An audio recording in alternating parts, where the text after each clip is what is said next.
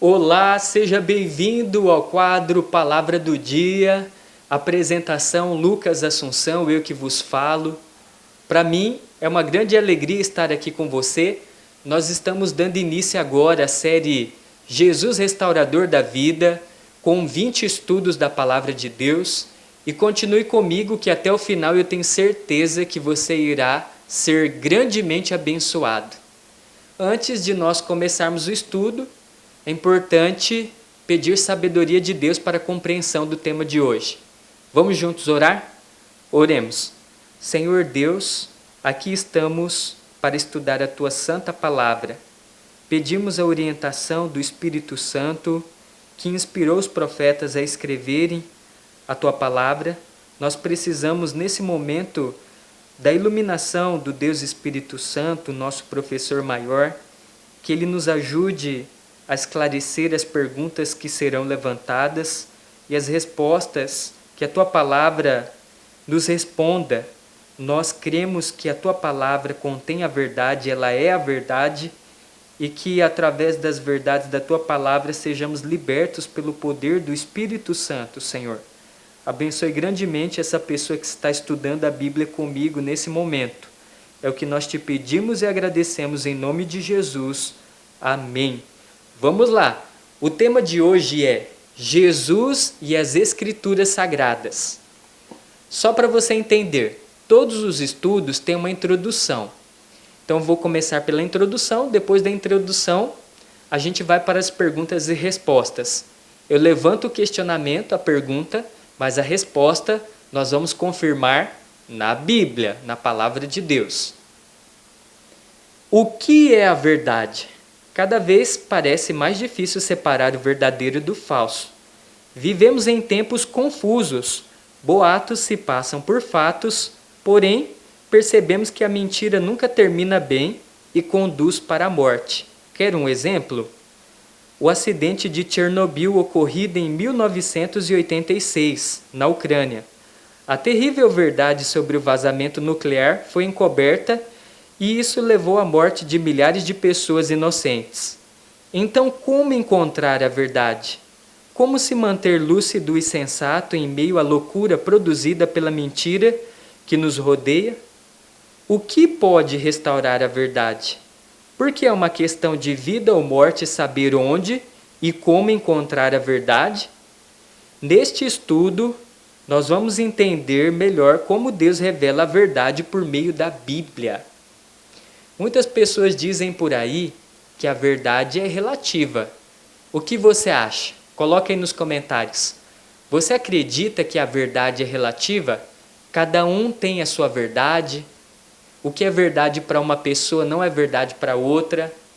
De acordo com a Bíblia, nós iremos entender que isso não procede. A Bíblia se intitula a verdade. João 17,17 diz: santifica-os na tua palavra. A tua palavra é a verdade.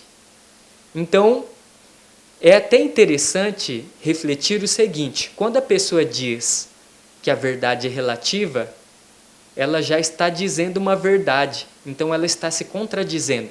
Se a verdade é relativa, o fato dela dizer que a verdade é relativa já é uma verdade, então isso insinua que a verdade não é relativa. Quando a pessoa diz que a verdade é relativa, ela está dizendo que a verdade é relativa porque é uma verdade. Entendeu? Filosofei aqui, né? Essa eu fui longe. Brincadeira. Mas vamos para as perguntas e respostas. A primeira pergunta, como nós estamos estudando sobre as Escrituras, a Palavra de Deus, é uma pergunta óbvia, né? Qual era a fonte de inspiração dos profetas bíblicos? O que inspirou os profetas bíblicos a escreverem a Bíblia? Será que foi por vontade humana? Será que foi a filosofia humana? Foi ideias de pessoas? Ou foi o Espírito Santo? Vamos conferir a resposta na Bíblia? Abra aí, eu vou abrir aqui também, 2 Pedro 1,21. 2 Pedro está próximo de Apocalipse. 2 Pedro 1,21 diz assim, eu vou ler aqui. Achei. porque nunca, jamais qualquer profecia foi dada por vontade humana. Entretanto, homens falaram da parte de Deus, movidos pelo Espírito Santo. Algumas versões falam homens santos, mas eu quero explicar para você, o texto é muito claro. Jamais qualquer profecia foi dada por vontade humana. Ou seja, não foi a vontade humana que fez a pessoa escrever a Bíblia, os escritores bíblicos que escreveram a Bíblia. Foi uma ação do Espírito Santo nessas pessoas, nesses profetas. Foi a ação do Espírito Santo agindo na mente, no coração deles, nos pensamentos. Então eles escreveram a Bíblia, só que não eram qualquer pessoa.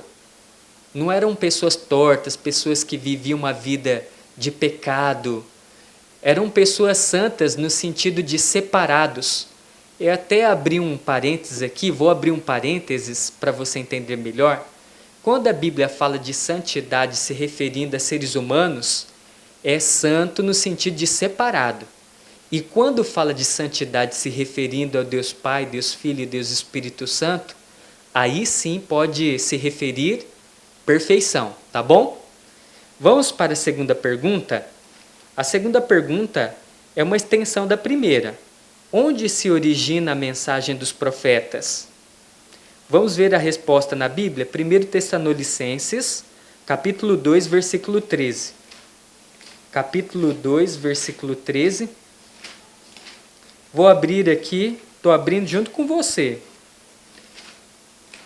Quem sabe em algum momento ou outro eu trago alguma pessoa aqui, a minha esposa, alguma outra pessoa para me ajudar abrindo os textos. Vamos lá? 1 Tessalonicenses, capítulo 2, versículo 13.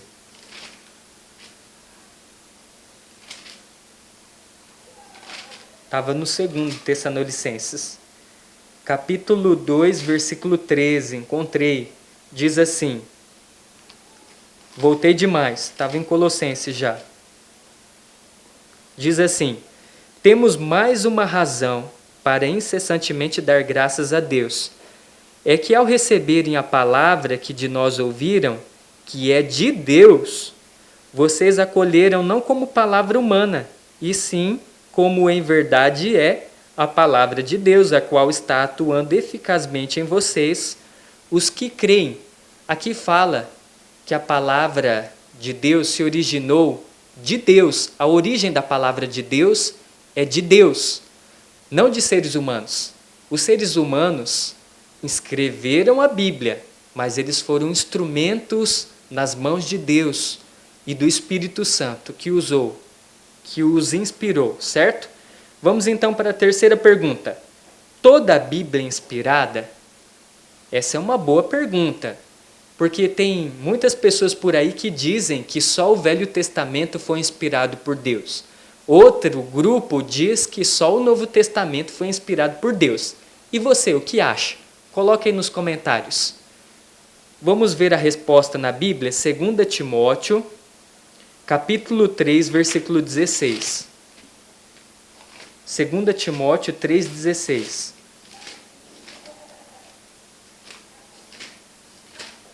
Segunda Timóteo 3,16, quase lá. Abra aí na sua Bíblia também para você conferir a resposta. Encontrei aqui. Diz assim: toda a Escritura é inspirada por Deus e útil para o ensino, para a repreensão, para a correção, para a educação na justiça. O texto já começa dando a resposta certeira. Toda a Bíblia, toda a Escritura é inspirada por Deus. Então, se alguém falar que só o Velho Testamento ou que só o Novo, ou a pessoa não acreditar que alguma parte da Bíblia, por exemplo, os 10 mandamentos, não são inspirados por Deus, não dê ouvidos a essa pessoa, porque a Bíblia diz que toda a Bíblia é inspirada por Deus. Se toda a Bíblia é inspirada por Deus, toda a Bíblia é importante. E aqui fala útil para o ensino, para a educação, para a correção. Certo? Vamos agora então para a quarta pergunta. O que devemos buscar nas Escrituras? O que nós devemos buscar na palavra de Deus? O que você que está acompanhando o estudo aqui comigo deve buscar na palavra de Deus? Vamos ver a resposta em João, capítulo 5, versículo 39. O Evangelho de João, capítulo 5, versículo 39. Só um instante, até eu encontrar aqui. João 5,39 diz assim: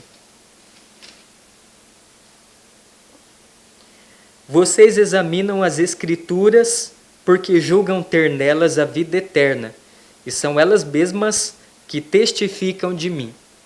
Quem disse esse texto que eu acabei de ler aqui, que responde à pergunta, foi o próprio Jesus. Ele diz, tem algumas versões que falam diferente da versão que eu li aqui. Essa outra versão que eu vou citar agora é uma que eu gosto muito, que diz assim: examinai as Escrituras, porque cuidais ter nelas a vida eterna. Então, a gente busca na Bíblia a vida eterna. Tem muitas pessoas que buscam na Bíblia o sucesso profissional, sucesso financeiro, prosperidade material. Mas o objetivo principal que nós devemos buscar na palavra de Deus é o caminho da salvação. É a salvação através de Jesus, a vida eterna. Certo? Vamos então para a quinta pergunta. Quem é o verbo? No caso, o verbo, a palavra, descrito no Evangelho de João? Vamos ver então no próprio livro de João. Quem é o verbo descrito no livro de João? Agora no capítulo 1 de João. João capítulo 1, versículo 1. Vamos ler até o 4 e depois pular lá para o 14. João 1 até o 4 e depois o 14. Diz assim: No princípio, no começo, era o Verbo, e o Verbo estava com Deus, e o Verbo era Deus. Ele estava no princípio com Deus, todas as coisas foram feitas por ele, e sem ele nada do que foi feito se fez. A vida eterna estava nele, e a vida era a luz dos homens. Agora o versículo 14. E o Verbo se fez carne e habitou entre nós, cheio de graça e de verdade, e vimos a sua glória, glória como do unigênito do Pai. Aqui então nós vimos quem é o Verbo. Aqui está a resposta. O Verbo é Jesus, sendo bem direto na resposta. Jesus é o Verbo que João descreve aqui. No princípio, ou seja, lá em Gênesis, lá na criação do mar, da terra, quando Deus criou todas as coisas, no princípio era o Verbo, era a palavra. Jesus, naquele momento, ele ainda não havia encarnado num ser humano. Então ele era o Verbo, era a palavra. E o Verbo estava com Deus. E não apenas estava com Deus o Verbo Jesus. O Verbo era Deus. Ou seja, Jesus é Deus. Certo? Sem ele, nada do que foi feito se fez. Então Jesus estava presente na criação. E mais do que isso, Jesus é Deus e Jesus criou todas as coisas. Vamos para a próxima pergunta? Que método Deus usou para criar todas as coisas? A resposta está agora no livro de Salmos. Deus teve um instrumento, um método, uma forma de ter criado todas as coisas. Qual foi essa forma? Salmo capítulo 33, versículo 9. Salmo 33, 9. Salmo está no meio da Bíblia praticamente. Quase lá. Salmo 33, 9.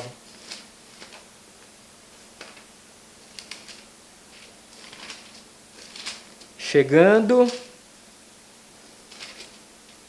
Vou ler aqui. Salmo 33, versículo 9. Isso mesmo. Diz assim: Pois ele falou e tudo se fez. Ele ordenou e tudo passou a existir. Então, qual foi o método? O método da palavra, da fala. por intermédio da palavra e da fala de Deus, de Jesus, ele criou todas as coisas. Agora, próxima, penúltima pergunta. Por que Jesus se admirou com a resposta do centurião? A resposta está no livro de Mateus 8, 8 a 10. Você conhece essa história do centurião romano, pagão? Confirmando aqui novamente, Mateus 8, 8 até o 10. Quase em cima, abri quase em cima, nunca mais, hein? Mateus 8, 8 até o versículo 10 diz assim: Mas o centurião respondeu: Senhor, não sou digno de recebê-lo em minha casa, mas apenas mande com uma palavra e o meu servo será curado. Porque também eu sou homem sujeito à autoridade. Tenho soldados a minhas ordens e digo a este vá e ele vai. E ao outro venha e ele vem. E ao meu servo faça isto e ele faz. Ao ouvir isto, Jesus ficou admirado e disse aos que o acompanhavam: Em verdade lhes digo que nem mesmo em Israel encontrei fé como esta. Repetindo a pergunta aqui, por que Jesus se admirou com a resposta do centurião? Eu gosto muito mesmo dessa passagem aqui da história do centurião romano, porque mesmo ele sendo pagão, não sendo judeu, considerado, entre aspas, inimigo pelo povo judeu naquela época, porque os romanos, eles governavam Israel, o povo de Israel, e eles sofriam muito nas mãos dos romanos. E os judeus tinham muito preconceito com os pagãos, com as pessoas de outras nações, de outras etnias, tudo mais. Mas, enfim, a questão é que o que me deixa surpreendido foi como esse centurião, ele deixou Jesus admirado através da fé dele. Jesus chegou a dizer que nem mesmo em Israel ele havia encontrado fé como a daquele centurião. Realmente, aquele centurião demonstrou uma fé grande. Ele até falou assim: eu também sou sujeito, eu também tenho servos que são sujeitos às minhas autoridades, eu mando, ele vai, eu peço para ele fazer isso, ele faz. Então, ele se colocou como um servo de Jesus, abaixo de Jesus, reconhecendo a grandiosidade e o poderio de Jesus, reconhecendo Jesus como Deus. Assim como Jesus disse e as coisas passaram a existir pelo poder da palavra, haja luz e houve luz, ele reconheceu que Jesus nem precisava ir até a casa dele para curar o servo dele, nem precisava tocar no servo dele para curá-lo. Bastava ele mandar uma palavra. E foi isso que o centurião romano pediu. E Jesus falou, mandou uma palavra e ele foi curado imediatamente. Vamos para a última pergunta, então, do nosso estudo. Como Jesus interpretava as Escrituras? Lucas, capítulo 24, versículo 27. Vamos para a última pergunta aqui, a resposta. Lucas 24, versículo 27.